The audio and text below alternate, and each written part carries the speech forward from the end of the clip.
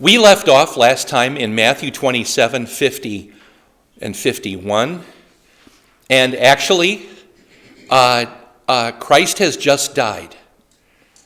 So we're picking it up in just those verses that follow that at the end of Matthew 27. But I wanted to take a walk today, just briefly, also through what I have on the first page of your handout, which is an approximate timing of what happened between sundown on Thursday and 3 in the afternoon, and sundown rather on Friday. So that's what you have here, is essentially the complete Good Friday. And so we begin here. I have all these up on the screen too, if you just want to look at them that way, or you can look on your sheet. But sometime in the evening was the Passover meal and the Lord's Supper. When I have been in other parts of the country, especially in my missionary days, I was stunned to find out that people eat supper at 8 o'clock at night in a lot of places around the world. And I think if I don't eat by about 5, I'm dying, and it's just a different culture, I suppose, and a different sunset and whatever else. But so their evening meal, sometime in the later evening, and the Lord's Supper. And of course, as I said in my sermon this weekend, 5 chapters of John's Gospel got spoken by Jesus at this meal. So all kinds of stuff, and they were singing. And even when I've done a Passover service here at church, usually I have to condense it, because my estimate is that a quick Passover meal would be 2 or 3 hours. And if you did everything and took your time and talked, and it would be hours and hours and hours of this thing. So around 11 o'clock, I think that they left, about a half hour to walk from wherever they were at a leisurely pace out to Gethsemane. And then Jesus prayed. Sometime around 1 in the morning, maybe a little bit earlier, Jesus was betrayed and arrested.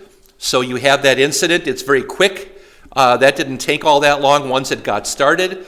And he is taken then back into the city. They have to walk him back down across the field and in the pitch dark with torches or whatever, and maybe also step around the bodies of sleeping Passover partygoers and so forth, people who came but who didn't have a room, and what are they doing? They're probably just outside the walls, sleeping out in the grass or in the stones or whatever, so they got to pick their way through. But he goes first to Annas, and for Annas, we have to go to John 18. He isn't mentioned in the other Gospels, but there was a meeting, first of all, with Annas, and John tells us that that's when Peter made his first denial. Then we go across to Caiaphas' house, and he is there for hours, at least 2 hours. Luke tells us late in Luke 22 that hours passed actually in between 2 of Peter's denials. So a long time is spent there at that trial, really the first trial before Caiaphas, the high priest. Then around 4, I was just thinking back to my time working on a farm, that sometime around 4:30 you get the first rooster crow. Does that match with everybody else's experience? Something like that? I don't know. TJ, later, earlier, 4? Does that sound right? Myron, does that sound right? We had roosters, but I didn't get up. You didn't get up. Yeah. I know that if I was sleeping in one of the barns, and I moved around on the farm depending on what I was going to do the next day and what my responsibilities were, and when the owner wanted me to guard the 57 Chevy, because that was also something I did, that the rooster crow was awfully early. I just thought of it now, and we were out food hunting 3, 4 in the morning, and we were next to a farmer who had roosters, and I remember hearing that crow, and it was completely dark. What we would think of as still the middle of the night. Yeah, so 3, 4 in the morning. Your hand up, Diane? Yeah, I was just going to say, when I lived in Phoenix, I would get up and walk at 4 in the morning. Roosters crowing. So the first rooster crow, at least. around that time. Peter's denials are happening here. And then the Sanhedrin met very early in the morning, Mark tells us. And I thought probably 5, about the time that the gloaming starts, which is when the sky in the east is no longer pitch black, but you got purples and blues and so forth, or depending on if it's red sky in the morning or whatever is going to happen that day, but a little bit of light. But you still, according to tradition, would not be able to make out in front of yourself without a light a black thread from a white. So still dark, but you can start to see outlines of buildings, and you can walk without running into a horse and things like that. Then around 6:30, which is dawn around this time of year, today, was it 6:37? Is that actually sun up? I looked it up, and it was in there somewhere. But Jesus now taken to Pilate, and Pilate sent him to Herod. Luke also is the only one that tells us about that exchange, that there's stuff going on that some of the Gospels kind of crunch and condense. But he does get taken to Herod, and Herod sends him right back. So I just figured we had like the exchange of a few minutes, interview time, and then walk in the streets to get back to the other place and whatever. So kind of half-hour intervals. If you recall, it just takes time to do anything. Even in New Ulm, if I make, as I do about once a month, I make a McDonald's run to buy all of my son's milkshakes at night, usually one day a month. And even that takes a half hour. And what's McDonald's from my house? 18 blocks or whatever it is. So, and that's with a car, so it takes a while to get places. Jerusalem is a small city, but it still takes time to get places. Then we have the trial, the actual trial before Pilate, when Barabbas is released and all of that. And I was approximating that would be around 7:30 in the morning, pretty early, because we have to have time for the soldiers to beat the tar out of Jesus and whip him and flog him and mock him and do all of that stuff. So the soldiers then mock Jesus around 8 o'clock. And then what do? They walk him off to Golgotha through the streets. And there we have a little bit more, because it's kind of a parade with 2 other guys. And people jeering and throwing things and mocking and so forth. And finally we get to 9 a.m. Jesus is crucified. And I ran out of room on the screen, so I got to go to a new level. So then we have, at the same time, Jesus says, "Father, forgive them." The first word from the cross. I have these in italics on the screen. And then I have no idea, nobody does, how long before he then said to one of the criminals, "Today you'll be with me in paradise." But we do know that the criminals mocked him first, right? We heard that last time.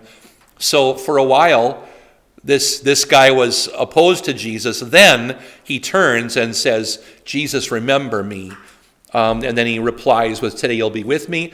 Then sometime between, I'll say 10 and noon, so I just put 11 for lack of a better time, he says to his mother, "Woman, behold your son," and gives Mary custody of, or rather gives John custody of his mother Mary. At noon, we do know this one, so there's no question mark here. Darkness falls, and Jesus at about this time says, my God, why have you forsaken me?" Psalm 22, verse 1, which Jesus said in Aramaic, which is not identical to Hebrew. And so one gospel will say, "Eli, Eli, lema sabachthani," and one gospel will say, "Eli, Eli, lama sabachthani." They're similar, but there's a little bit difference. And thank you for giving your ministers the benefit of the doubt over the years, for not questioning how I say it in worship. Because most of us probably just assume that the way our pastor said it when we were little is the right way, right? It's what you're used to the most, with however you pronounce these words. But it's hard to know, because when Greek transliterates Aramaic, you don't have accent marks in the right place. So it's a little fuzzy to figure out how to say the thing,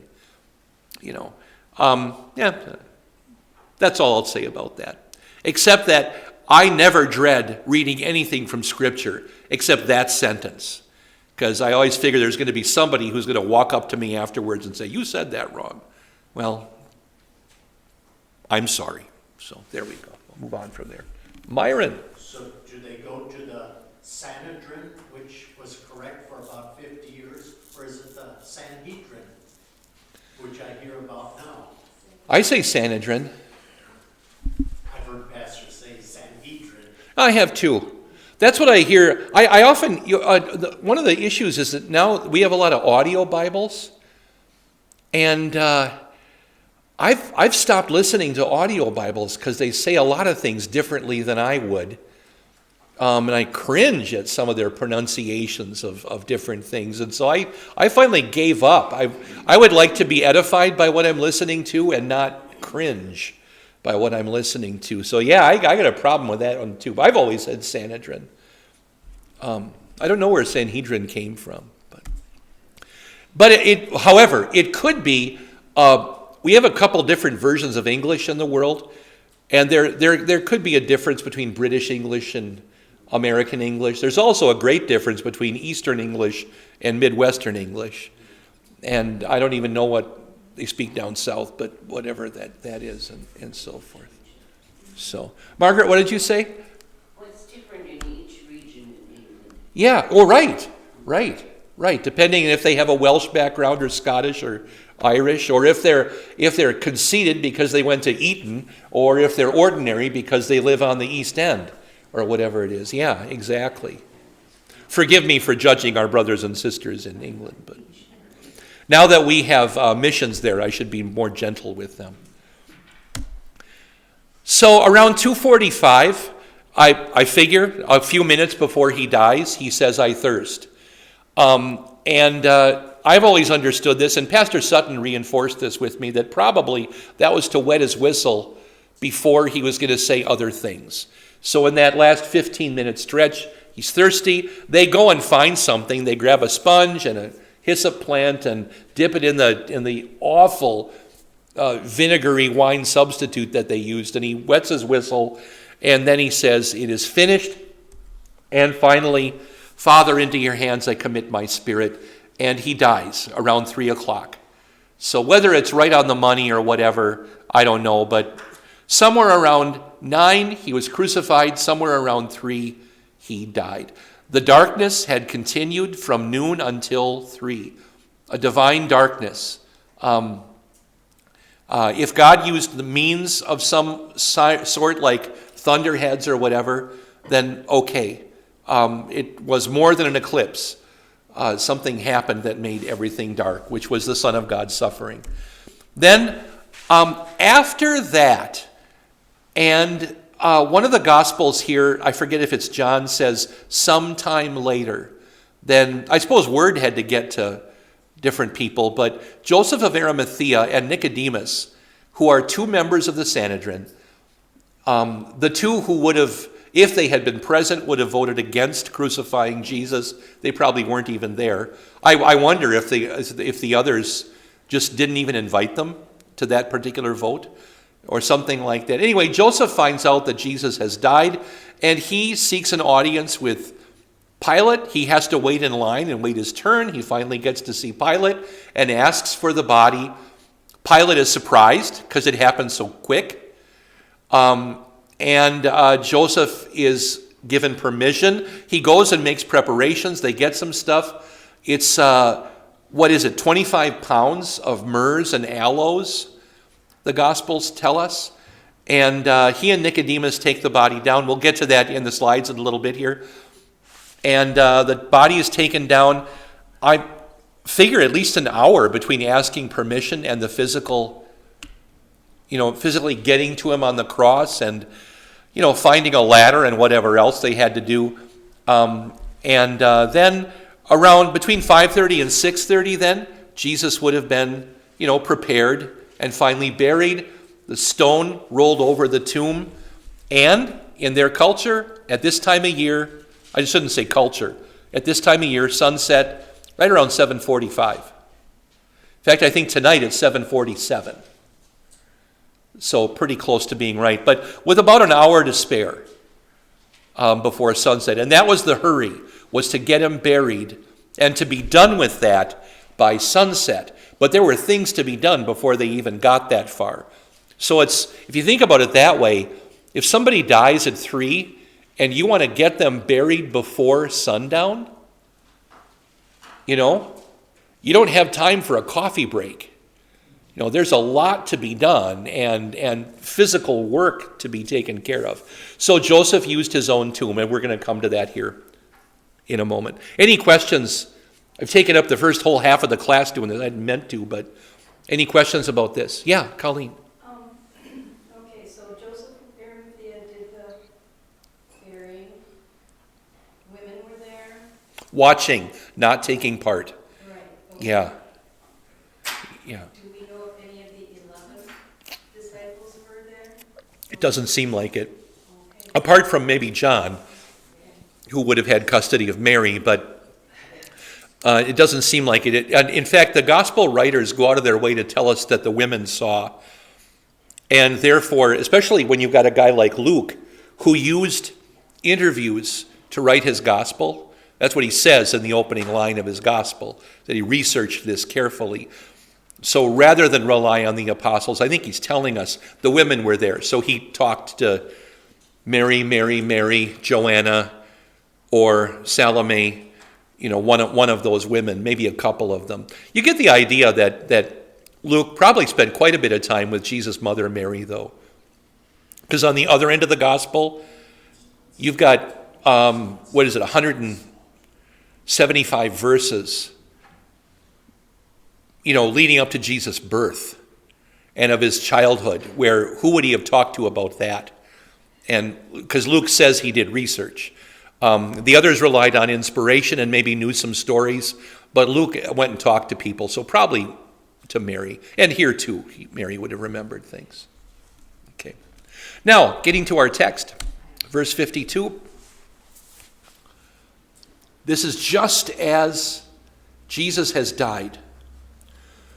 Tombs were opened, and many bodies of saints who had fallen asleep were raised to life. Those who came out of the tombs went into the holy city after Jesus' resurrection and appeared to many people. So there's a question here, exegetically, textually, interpretationally. Did these people rise from the dead as Jesus died and then waited around until they went into the city? Because they didn't appear to anybody until after his resurrection. So, if their tombs were open, did they just kind of sit around in the tomb and not come out and go talk to people? Or is Matthew projecting ahead a little bit that when Jesus rose from the dead, their tombs were the tombs opened, but not until Jesus rose did they then rise and get up and come into the city? And different interpreters have different ideas here. It's hard to figure it out. I like what there was a contemporary of Luther who got into trouble over something he said once, but his name was Osiander, and he says something good here. He says, the opening of the graves signifies that by virtue of Christ's death, the earth from now on can no longer retain the dead. So there's a symbolism there to the individuals, but then you kind of wonder which saints,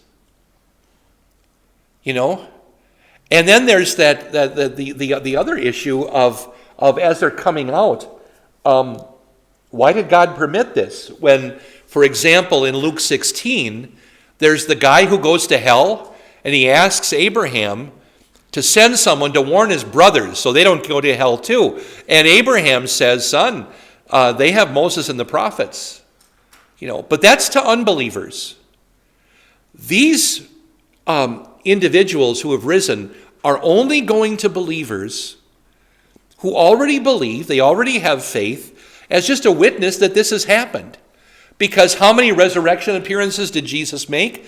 Well, really just a few, and mostly to his apostles and some of the women. So what about all the other people in town? Well, these other individuals were raised by God and went to see them. But it's kind of fun to imagine. Who would you expect? Adam? Eve? Noah? Joshua? Samuel? Quit raising me from the dead. Poor Samuel, because the witch of Endor had done that. What about David? David's buried right there. Solomon's buried right there.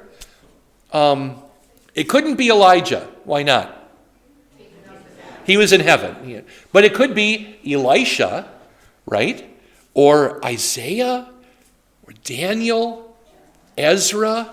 What about Joseph of Nazareth? I wasn't thinking of Joseph, the patriarch, but Jesus' foster father. That Joseph. What about John the Baptist? Some of these folks. So,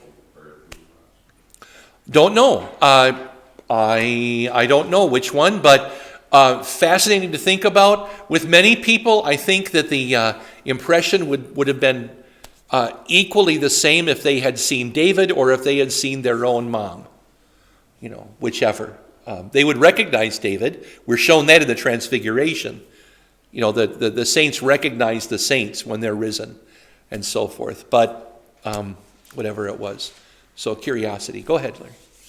We were in Rochester on Sunday, and the minister said there's a huge cemetery in Jerusalem, and everybody's buried with their feet pointing towards Jerusalem. Yeah. So when they get out, they can walk right into Jerusalem. I don't know that they were buried that way then. They are now. But I don't know that they were necessarily buried that way then. But it's an enormous cemetery, and it's the entire Kidron Valley. It's everything in between the Mount of Olives and the eastern wall of Jerusalem.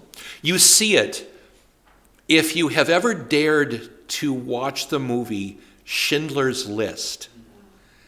And if you ever get to the end of the movie, Oskar Schindler, who saved all of these Jews, was permitted, given to be buried in Jerusalem. He might be the only Nazi buried, and in Jerusalem, but he's there, or he and his wife buried there. And you see Jews paying respect to him by putting stones on the perimeter of his headstone, or whatever. But that's where that is. That's in the Kidron Valley. So it's right there in Jerusalem, though. Yeah, he also might be the only Nazi whose headstone is written in Hebrew.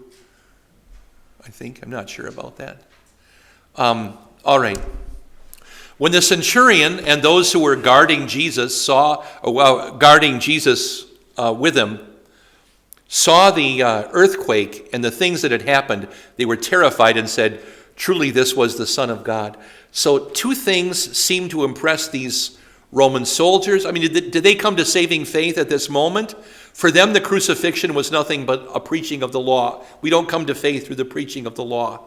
But they were impressed by the earthquake, certainly, and by the loud voice of Christ. In fact, did one of you mention that last week, that people who are dying this way don't... Oh, that was a guy in the evening class. They don't make loud shouts, and they can barely gasp.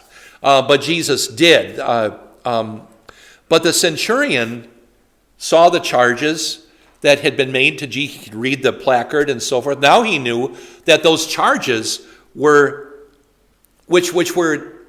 morally false. He's innocent of anything. And yet the charges that are written there, King of the Jews, that's true, spiritually true. So this may not have brought him to faith, but tradition does say that this centurion, and the tradition says that he's also the one with the spear that stabbed him, although that isn't in Matthew, that his name, anybody know his name? People surprise me sometimes with the details they know. Longinus is the guy's name. And that he became a Christian and later died a martyr's death, actually. But not here at the cross, but later on became a Christian. What did you say his name was? Longinus. Yeah. At least traditionally that's his name. Anyway. Yeah. Many women who had followed Jesus from Galilee and had served him were there, watching from a distance. They were not right up against the cross. You get the impression they were maybe across the street or across the road or something. Among them were Mary Magdalene, Mary the mother of James and Joseph. She is also called Mary the wife of Clopas. And then the mother of Zebedee's sons. And that would be the woman who in another gospel is called Salome or Salome. Not the girl who danced, but this one. And of course, who are Zebedee's sons? James and John, the apostles. And one other Mary is there. Mary, the mother of Jesus. Yeah, but we didn't get her mentioned here, so I thought I'd throw her in. So you've got at least three Marys. Mary, Salome, and then a woman named Joanna is mentioned also in Luke. So, and there may have been others as well. Go ahead. Lee Strobel said, if this was a made-up story, why would you use the same name? Why would you have three Marys? That doesn't make any sense. Sure. And yet, who are they all named after? All named after a Mary. No. Moses' sister. Miriam. Yeah. So you got a ton of Marys, a whole ton of Josephs, because Joseph was the patriarch who saved the people on the way into Egypt, and so forth. But you've got an awful lot of Joshuas, very popular name. Why Simon? Why so many Simons? Because the tribe that survives along with Judah is the tribe that was hidden inside of Judah, Simeon. So you've got descendants of the patriarch Simeon who are left over inside of the tribe of Judah. So there are a lot of those. I think families wanted to preserve the name of their patriarch. So you've got them as well. And some Bens and things like that. So this is a wonderful picture. It's from one of the movies. But I think that pretty accurately depicts what's going on here with kind of busy activity in the background. It's we think of Jesus' death as being sort of quiet with thunder in the background and so forth.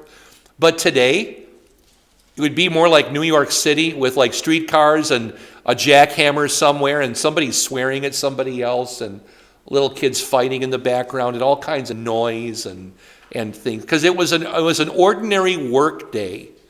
But I want to come back to that idea of it being an ordinary work day, because Matthew tells us that changed at this moment. So I'm going to come back to that, okay? All right. You've been listening to Invisible Church, the Bible study podcast from St. Paul's Lutheran Church, New Ulm, Minnesota.